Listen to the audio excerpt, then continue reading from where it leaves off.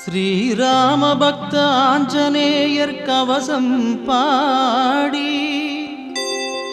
அன்போடு துதிப்பவர்க்கு உண்டாகும் நன்மை கோடி.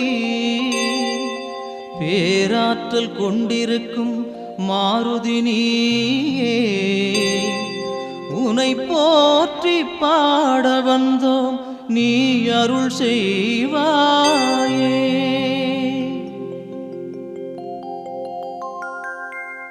அஞ்சனா தேவியின் அருந்தவமைந்தா,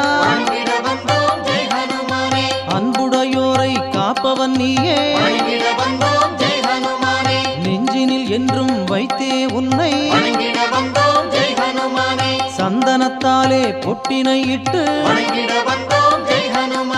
சிந்தையில் வந்து நிறைந்தவன் நீயே, காற்றினில் என்றும் கலந்திருப்ப